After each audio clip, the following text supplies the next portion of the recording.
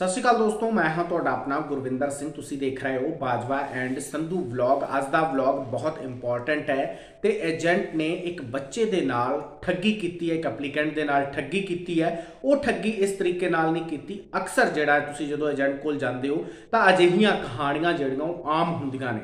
हुण अज दे वीडियो दे विच उस एप्लीकेंट की प्रोफाइल डिस्कस करनी है तुहाडे नाल। की प्रोफाइल सी, किस तरीके दे नाल उहनूं भरमाया गया ते किस तरीके दे नाल उहनूं ठगी दे जाल विच फसा के उस तो पैसे लै गए। उस तो बाद उस बच्चे नूं बैन भी लग चुका है। हुण उहदी पूरी प्रोफाइल, उहदे डॉक्यूमेंट्स तुहाडे नाल डिस्कस करांगा। ये मेरा मकसद ये है कि तुसी भी अवेयर हो सको। जेकर किसी एजेंट को चले हो, कोई फेक डॉक्यूमेंट तैयार किया या एजेंट ने ठेका ले लिया तुहाडे तो, एक पैकेज कर लिया, तो उस कंडीशन दे विच तुहानूं किहड़ियां गल्लां दा ध्यान रखना चाहिए है ते किस तरीके नाल तुहानूं सतर्क रहना चाहिए है तां जो तुसी इस जाल दे विच ना फस सको। तुहानूं नैगेटिव करन दा मेरा मकसद नहीं है। मेरा मकसद ये है कि तुसी जागरूक हो तां जो तुहाडी फाइल नूं लैके जिहड़े तुहाडे कंसर्न ने वो होर ज़्यादा होण, तां जो ट्रांसपेरेंसी तुहाडे कह सकते कंसलटेंट दे नाल तुहाडी वध सके। ते ट्रांसपेरेंसी जेकर वधी होएगी तो एजेंट भी थोड़ा जिहा सुचेत होएगा कि सामने वाले नूं नॉलेज है, सो वो अपने हिसाब दे नाल हर चीज़ नहीं करेगा। तुहानूं हर गल दा पता होवेगा, खास करके बैन वर्गी कंडीशन तो बचिया जा सकता है।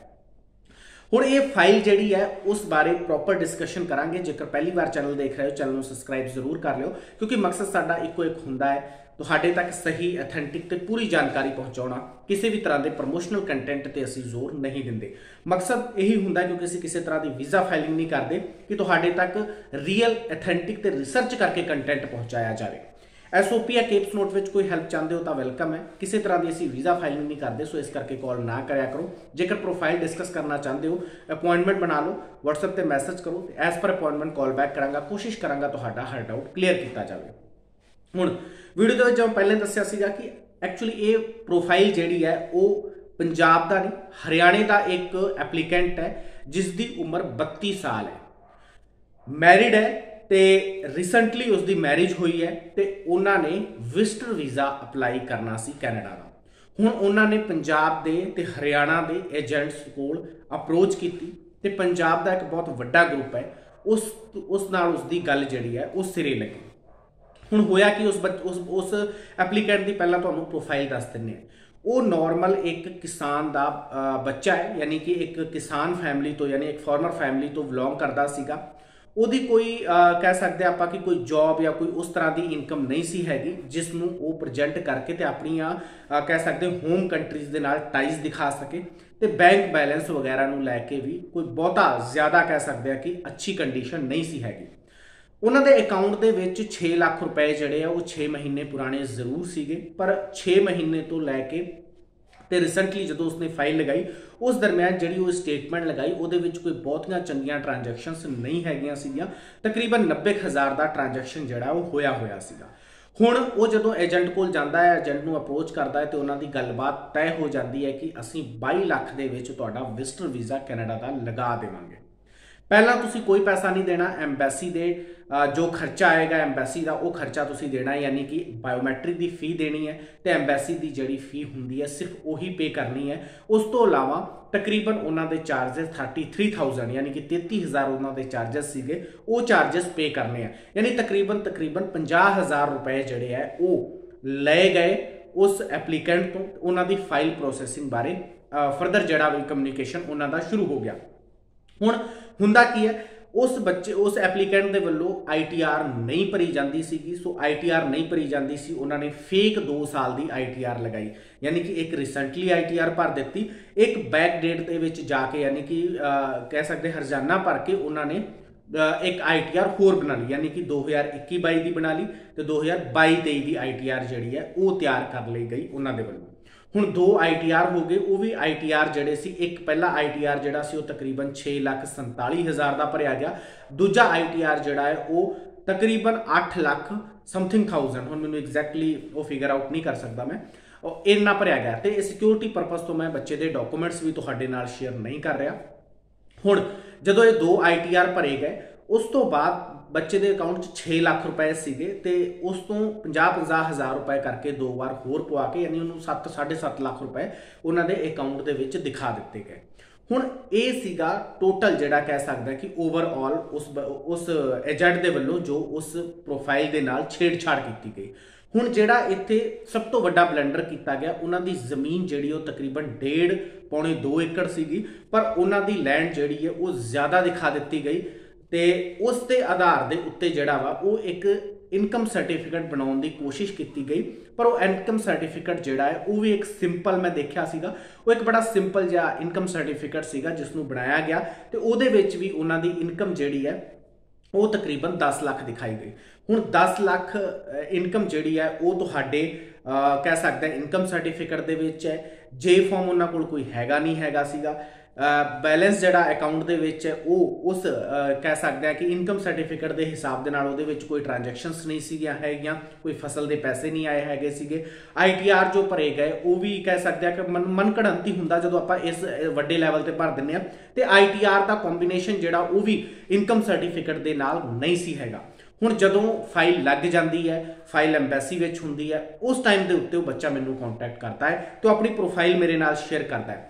ਹੁਣ ਜੋ ITR ਤੇ ਜੋ ਡਾਕੂਮੈਂਟਸ ਲਗਾਏ ਗਏ ਉਹ ਉਸ ਬੱਚੇ ਨੂੰ ਪਤਾ ਹੀ ਨਹੀਂ ਸੀ ਹੈਗੇ ਕਿ ਕਿਹੜੇ ਡਾਕੂਮੈਂਟਸ ਮੇਰੇ ਲਗਾਏ ਗਏ ਨੇ ਜਾਂ ਮੇਰੀ ਪ੍ਰੋਫਾਈਲ ਨਾਲ ਕੀ ਹੋਇਆ। ਉਸਨੇ ਆਪਣੀ ਨਾਰਮਲ ਪ੍ਰੋਫਾਈਲ ਮੇਰੇ ਨਾਲ ਸ਼ੇਅਰ ਕੀਤੀ ਕਿ 6 ਲੱਖ ਰੁਪਏ ਉਹਨਾਂ ਦੇ ਅਕਾਊਂਟ ਵਿੱਚ ਸੀਗੇ, 50-50 ਹਜ਼ਾਰ 2 ਵਾਰੀ ਪਵਾ ਕੇ ਲੱਖ ਰੁਪਏ ਜਿਹੜੇ ਹੋਰ ਐਡ ਕੀਤੇ ਗਏ, ਤਕਰੀਬਨ 7 ਲੱਖ ਉਹਨਾਂ ਦੇ ਅਕਾਊਂਟ ਸੀਗੇ, 1.5 ਕਿੱਲਾ ਉਹਨਾਂ ਦੀ ਜ਼ਮੀਨ ਹੈ। ਬਾਕੀ ਹੋਰ ਉਹਨਾਂ ਨੇ ਆਪਣੀ ਸਾਰੀ ਪ੍ਰੋਫਾਈਲ ਡਿਸਕਸ ਕੀਤੀ ਤੇ ਮੈਨੂੰ ਇੰਜ ਲੱਗਾ कि बड़ी नॉर्मल प्रोफाइल है। इस प्रोफाइल ते वीज़ा निकलना बहुत औखा है जिस तरीके नाल उन्हें अपनी ट्रांजैक्शन हिस्ट्रियां मेरे नाल शेयर कीतियां। हुण कंडीशन इत्थे प्रॉब्लम कित्थे फसी, हुण जदों उसने मेरे नाल प्रोफाइल डिस्कस की तो मैं उदों ही कह दिता कि देखो वीज़ा आने के चांसिस बहुत घट ने, पर मैनूं ये नहीं सी पता कि उत्थे फेक डॉकूमेंट यूज़ किए गए ने। ते जदों रिजल्ट आउंदा है तो बड़ा शॉकिंग रिजल्ट आउंदा है ते रिजल्ट दे विच उसनूं बैन लग जांदा है। बैन इस करके लग जाता है कि तुहाडी मिसप्रजेंटेशन है, तुसी जो भी फाइल दे विच दिखाया है वो एक्चुअल दे विच सही जानकारी नहीं हैगी। सो सही जानकारी नहीं हैगी इस करके तुसी ਜਿਹੜਾ ਹੈ ਉਹ ਕੈਨੇਡਾ ਦੀ ਐਮਬੈਸੀ ਨੂੰ ਮਿਸਗਾਈਡ ਕਰ ਰਹੇ ਹੋ ਜਾਂ ਮਿਸਪ੍ਰੈਜੈਂਟੇਸ਼ਨ ਜਿਹੜੀ ਉਹ ਤੁਹਾਡੀ ਫਾਈਲ ਦੀ ਹੈਗੀ ਹੈ। ਸੋ ਉਸ ਨੂੰ ਲੈ ਕੇ ਉਸ ਨੂੰ 5 ਸਾਲ ਦਾ ਬੈਨ ਲੱਗ ਜਾਂਦਾ ਹੈ ਫੇਕ ਡਾਕੂਮੈਂਟ ਦੇ ਚੱਲਦੇ। ਉਸ ਤੋਂ ਬਾਅਦ ਉਹ ਬੱਚਾ ਮੇਰੇ ਕੋਲ ਆਉਂਦਾ ਹੈ ਕਿ ਸਰ ਹੁਣ ਕੀ ਕੀਤਾ ਜਾਵੇ। फिर उसने केप्स नोट अप्लाई किए, उसकी प्रोफाइल निकाली, फिर उस प्रोफाइल के विच जो चीज़ निकल के सामने आई जिहड़े वो ITR लगाए गए सी, क्योंकि जो डॉकूमेंट तुहाडे केप्स नोट के विचों निकल के आते हैं तो उस चीज़ को जो मैं स्टडी किया तो पता लगा कि वो सारियां चीज़ां फेक बनाईयां गईयां सीगियां। ते हुण समझण वाली गल यह है कि एक वो प्रोफाइल जी बहुत सिंपल सी उन्होंने एक वधा चढ़ा के पेश किया गया। ये एजेंट का की फायदा तो उस बंदे का की नुकसान होया वो मैं हुण तुहानूं दस दिना। देखो एजेंट ने अपनी 33,000 फीस ले ली, तकरीबन 50,000 रुपए उस तो लै गए। हुण जेकर एम्बैसी फीस बायोमैट्रिक की फीस कट के 15,000 भी कट दिए तो 35,000 के करीब एजेंट नूं पैसे बच गए, यानी कि वो जिहड़ा कंसल्टिंग चार्ज है, जिहड़ा वो फाइल प्रोसैसिंग का चार्ज है वो उन्होंने मिल चुका है। हुण डॉकूमेंट कुछ तैयार करने सीगे उसनूं लैके उस कोलों 20,000 रुपए एक्सट्रा लै गए। सो जिहड़े डॉकूमेंट तैयार किए गए उत्थे किन्ने पैसे लगे किन्ने नहीं लगे वो बाद की गल है, पर उहदे भी पैसे उन्हें अलग तो ले लिए, यानी कि 30-40,000 रुपए एजेंट नूं फायदा हो गया। हुण नुकसान किहदा होया, जिहड़े एप्लीकेंट ने फाइल लगाई सी पासपोर्ट उहदा खराब होया, बैन उन्होंने लगा, टाइम उहदा वेस्ट होया, 50-60-70,000 रुपए उहदे खराब होए, हरासमेंट जिहड़ी वो वक्री हुई। ते उस तो बाद जदों एजेंट कोल एक केप्स नोट लैके जाता है तो एजेंट पैर ते पानी नहीं पैन दिंदा। सो इन्हां चीज़ां तो हुण बचना है। जेकर तुहाडे नाल भी किते अजिहा हो रहा है तुसीं मेरे नाल भी ये चीज़ जरूर शेयर करो। जेकर शेयर करोगे तो आपां होर भी पब्लिक नूं दस सकांगे, साडे देखण वाले नूं दस सकांगे, तां जो ये अवेयरनेस होर वध सके ते तुसीं भी बच सको। खास करके इस तरीके दीयां प्रोफाइल, जिस तरीके दीयां ਜਿਹੜੀਆਂ ਇੱਕ ਸਿੰਪਲ ਪ੍ਰੋਫਾਈਲ ਹੁੰਦੀਆਂ ਨੇ ਜਿਨ੍ਹਾਂ ਤੇ ਵੀਜ਼ਾ ਚਾਂਸਸ ਘੱਟ ਹੁੰਦੇ ਨੇ, ਤੁਸੀਂ ਮਿਹਨਤ ਕਰਕੇ ਆਪਣੀ ਪ੍ਰੋਫਾਈਲ ਤੇ ਕੰਮ ਕਰੋ, ਨਾ ਕਿ ਪ੍ਰੋਫਾਈਲ ਤੇ ਕੰਮ ਕਰਨ ਦੀ ਬਜਾਏ ਫੇਕ ਡਾਕੂਮੈਂਟ ਦਾ ਸਹਾਰਾ ਲੈ ਕੇ ਸ਼ਾਰਟਕਟ ਲਓ। ਜਦੋਂ ਆਪਾਂ ਸ਼ਾਰਟਕਟ ਲੈਂਦੇ ਆ ਤਾਂ ਸ਼ਾਰਟਕਟ ਨੁਕਸਾਨ ਵੀ ਕਰ ਸਕਦਾ ਹੈ, ਜੋ ਇਸ ਬੱਚੇ ਦੀ ਪ੍ਰੋਫਾਈਲ ਜਾਂ ਇਸ ਐਪਲੀਕੈਂਟ ਦੀ ਪ੍ਰੋਫਾਈਲ ਨਾਲ ਹੋਇਆ। सो उम्मीद करता है कि आज के व्लॉग तो बहुत कुछ सीखने को मिला होगा। जेकर तुम अपनी प्रोफाइल डिस्कस करना चाहते हो, केप्स नोट में कोई हेल्प चाहते हो, SOP में चाहते हो तो नीचे दिते हुए नंबर के उत्ते कॉन्टैक्ट करो, व्हाट्सएप करोगे, अपॉइंटमेंट बना लोगे, as per appointment call back करांगा, कोशिश करांगा तुहाडा हर डाउट क्लीयर करा। उम्मीद करना व्लॉग पसंद आया होगा। होर इस तरह की अपडेट वास्ते साडे चैनल को सबसक्राइब जरूर कर लो। सत श्री अकाल।